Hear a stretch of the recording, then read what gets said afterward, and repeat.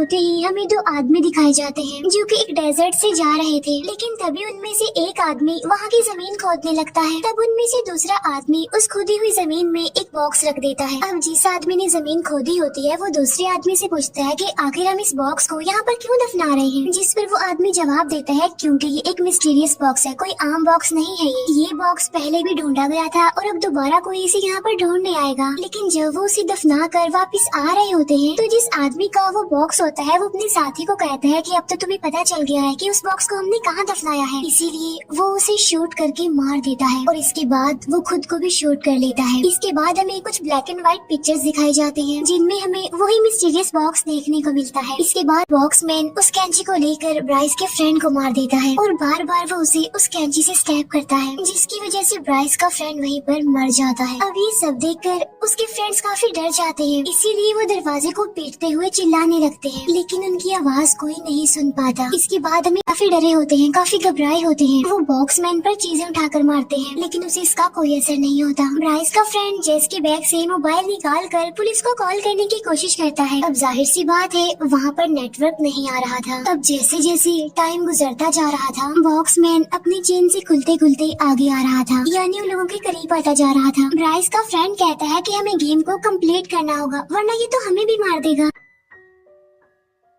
तभी उसकी नजर एक ड्रॉअर पर पड़ती है जिसका हैंडल गायब था। अब वो उस हैंडल को वहाँ पर फिक्स करते हैं जो कि उन्हें कार्डबोर्ड में से मिला था, और ऐसा करते ही वो ड्रॉ खुल जाता है जिसमें से एक छोटा सा बॉक्स निकलता है जिसमें उन्होंने 4 कॉइन डालने हैं। उसके बाद उन्हें एक चाबी मिलेगी। अब 2 कॉइन तो उनके पास थे जो कि उन्हें पहले मिले थे, लेकिन अब 2 कॉइन ढूंढने होंगे। और तभी उन्हें दीवार पर लगी 2 पेंटिंग्स अजीब लगने लगती है, और जब वो उसे चेक कर ही रहे होते हैं तो ब्राइस की फीमेल फ्रेंड को लग रहा था कि उसका वो फ्रेंड अभी भी जिंदा है जिसे उस बॉक्समैन ने कैंची से मारा था, इसीलिए वो उसके पास जाने लगती है। और अब उन लोगों के पास सिर्फ 25 मिनट रह गए थे और इसके बाद बॉक्समैन आगे आता है और वो ब्राइस की फीमेल फ्रेंड के सर में भी कैंची घुसा कर उसे मार देता है। अब ये देखकर जेस और उसका फ्रेंड और ज्यादा घबरा जाते हैं और काफी डर भी जाते हैं, इसीलिए वो दोबारा से गेम में लग जाते हैं। पेंटिंग को गौर से देखने पर उन्हें बहुत सारे ट्रायंगल्स उस पर दिखते हैं, जिनमें से 2 ट्रायंगल्स तो बटन थे, इसीलिए वो साथ वाली पेंटिंग पर बटन के ऑर्डर्स को प्रेस करते हैं जिससे वो पेंटिंग ओपन हो जाती है और वहाँ से उन्हें 2 कॉइन मिल जाते हैं। अब वो उन दोनों कॉइन्स को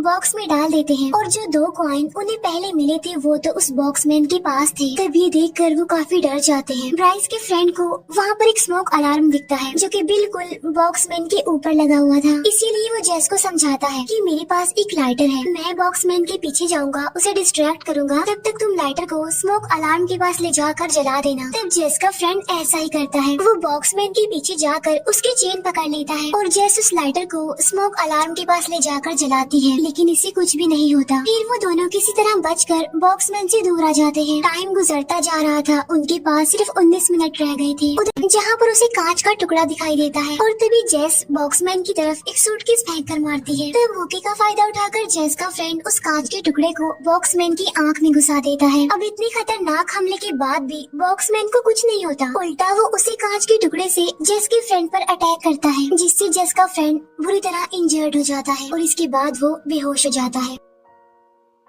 अब इसके बाद बॉक्समैन जेस की तरफ बढ़ता है और उसे बगैर कुछ कहे वो दोनों कॉइन्स दे देता है, और तब जेस उन दोनों सिक्कों को उसी बॉक्स में डाल देती है जिसके अंदर से उसे एक चाबी मिलती है, और वो उस चाबी से कबर्ड का दूसरा दरवाजा खोलती है जिसके अंदर से उसे एक हुक मिलता है। वो उस हुक को लेकर वहीं पर पड़े एक बॉक्स में डालकर घुमाती है जिसमें से जोकर बाहर आता है और उसके हाथ में एक नोट था और उस नोट में UN लिखा हुआ था। अब मुसीबत बढ़ती जा रही थी क्योंकि सिर्फ 10 मिनट रह गए थे। फिर ब्राइस एस्केप रूम का दरवाजा खोलकर अंदर चला जाता है, लेकिन बॉक्समैन उसे बाहर की तरफ धक्का देता है और फिर से दरवाजा बंद कर लेता है। तब ब्राइस की चाबियां अंदर ही गिर जाती हैं। ब्राइस जल्दी से अपने पार्टनर को पुलिस को कॉल करने के लिए कहता है। एस्केप रूम में बॉक्समैन ब्राइस की चाबियों को लेकर एक कॉर्नर में फेंक देता है और अब सिर्फ 5 मिनट रह गए थे और देखते ही देखते बॉक्समैन खुलता जा रहा था और जेस के और करीब आता जा रहा था। अब जेस फिर से उस UN वाले नोट को देखती है और जो इरेजर उसके पास होती है, यानी जिस पर DER लिखा होता है, वो उसकी मदद से UN को इरेज करने की कोशिश करती है, जिसके ऊपर कुछ एरोस बने हुए थे और वो भी बिल्कुल किसी बटन के ऑर्डर्स की तरह ही लग रहे थे। लेकिन यहाँ पर जेस को कुछ भी समझ नहीं आती, इसीलिए वो उस कांच के टुकड़े को उठाकर बॉक्समैन को मारने जाती है। लेकिन तभी मेन डोर पर सेम वैसे ही एरोस दिखाई देते हैं जैसा उस नोट पर लिखा हुआ था UN पर, जिसे देखकर जेस समझ जाती है कि इसी से ही दरवाजा ओपन होगा। और जब जेस वहाँ से जाने लगती है तो बॉक्समैन उसे रोक लेता है और उसे विजन दिखाने लगता है, जिसमें जेस के तीनों फ्रेंड्स उसे हेल्प मांग रहे थे। लेकिन यहाँ पर जेस उसकी चाल में नहीं आती और अब सिर्फ 16 सेकंड्स रह गए थे। जेस उस कांच के टुकड़े से